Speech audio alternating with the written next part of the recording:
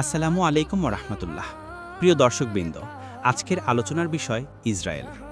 Israel মাত্র ছোট্ট একটি দেশ, যার আয়তন বাংলাদেশের অর্ধেকেরও কম। অথচ আজকের পৃথিবীতে এই রাষ্ট্রকে ঘিরে চলছে সবচেয়ে বেশি রাজনৈতিক উত্তেজনা, যুদ্ধ আর সংঘাতের আলোচনা। প্রশ্ন হলো, কেন ইসরায়েলের উপর কোনো রাষ্ট্র সরাসরি আক্রমণ করে না? কেন আরব মুসলিম বিশ্ব একসাথে ইসরায়েলকে চ্যালেঞ্জ জানাতে সাহস করে না? চলুন আজ আমরা ইতিহাস, রাজনীতি, সামরিক শক্তি ও আন্তর্জাতিক কূটনীতির আলোকে বিষয়টি বিস্তারিতভাবে জানব। 1948 সালে ব্রিটিশদের সহযোগিতায় ইসরায়েল রাষ্ট্রের জন্ম হয়। তখন থেকেই প্যালেস্টাইনের ভূমি দখল নিয়ে উত্তেজনা শুরু। প্রথম আরব ইসরায়েল যুদ্ধ হয় 1948 সালে। মিশর, সিরিয়া, জর্ডান, ইরাক, লেবানন সহ অনেক আরব রাষ্ট্র একসাথে আক্রমণ করে, কিন্তু আশ্চর্যজনকভাবে ইসরায়েল বিজয় লাভ করে।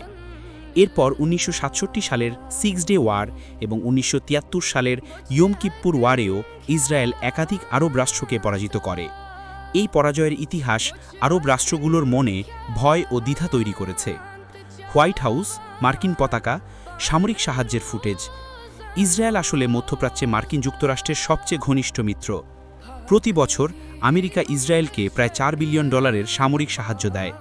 মার্কিন প্রযুক্তি, যুদ্ধবিমান, মিসাইল ও গোয়েন্দা তথ্য ইসরায়েলকে অদম্য শক্তি দিয়েছে।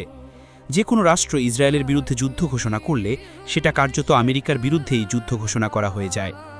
1991 সালের উপসাগরীয় যুদ্ধে ইরাক ইসরায়েলের দিকে মিসাইল ছুড়েছিল, কিন্তু মার্কিন হস্তক্ষেপের কারণে ব্যাপক সংঘাত আর হয়নি। পারমাণবিক প্ল্যান্টের ফুটেজ, ডিমোনা রিয়্যাক্টরের ছবি। ইসরায়েল কখনো স্বীকার না করলেও গোয়েন্দা রিপোর্ট অনুযায়ী তাদের কাছে প্রায় 80 থেকে 200 পারমাণবিক ওয়ারহেড রয়েছে। মধ্যপ্রাচ্যের একমাত্র পারমাণবিক শক্তিধর রাষ্ট্র হল ইসরায়েল। তাই সরাসরি যুদ্ধ শুরু হলে তারা ভয়ঙ্কর প্রতিশোধ নিতে সক্ষম। এর ফলে প্রতিবেশী রাষ্ট্রগুলো ভয় পায় যে যুদ্ধ শুরু হলে ক্ষতির পরিমাণ অগণিত হবে। আধুনিক সামরিক শক্তি ও প্রযুক্তি, আয়রন ডোম সিস্টেম, ইসরায়েলি যুদ্ধবিমান, ড্রোন। ইসরায়েলের আয়রন ডোম প্রতিরক্ষা ব্যবস্থা প্রতিদিন আসা শত শত রকেট প্রতিহত করে।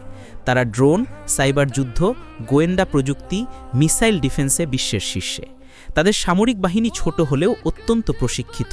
প্রতিটি নাগরিক বাধ্যতামূলকভাবে সামরিক ট্রেনিং নেয়, ফলে সরাসরি আক্রমণ করলে সহজে জয় পাওয়া সম্ভব নয়। মুসলিম ও আরব বিশ্বের বিভক্তি, আরব রাষ্ট্রগুলোর পতাকা, ভিন্ন ভিন্ন রাজনৈতিক নেতাদের দৃশ্য। অনেকেই ভাবে সব মুসলিম দেশ একত্রিত হয়ে ইসরায়েলের বিরুদ্ধে দাঁড়াবে, কিন্তু বাস্তবে ব্যাপারটা সম্পূর্ণ ভিন্ন। মিশর ও জর্ডান ইসরায়েলের সাথে আনুষ্ঠানিক শান্তি চুক্তি করেছে। সংযুক্ত আরব আমিরাত, বাহরাইন, মরক্কো ইতিমধ্যেই সম্পর্ক স্বাভাবিক করেছে অ্যাব্রাহাম অ্যাকর্ডসের মাধ্যমে। সৌদি আরবও গোপনে কূটনৈতিক যোগাযোগ রাখে। তাই একক কোনো রাষ্ট্র আক্রমণ করলে অন্যরা পাশে দাঁড়াবে এই নিশ্চয়তা নেই। আন্তর্জাতিক কূটনীতি ও অর্থনৈতিক চাপ, জাতিসংঘ ভবন, বিশ্ব নেতাদের বৈঠক। যে কোনো রাষ্ট্র ইসরায়েল আক্রমণ করলে আন্তর্জাতিকভাবে ভয়াবহ নিষেধাজ্ঞার মুখে পড়বে। জাতিসংঘ, ইউরোপীয় ইউনিয়ন, এমনকি আরব লীগের মধ্যেও বিভক্তি দেখা দেবে। অর্থনীতি, বাণিজ্য, জ্বালানি সবকিছুতে বড় ক্ষতির ঝুঁকি তৈরি হবে।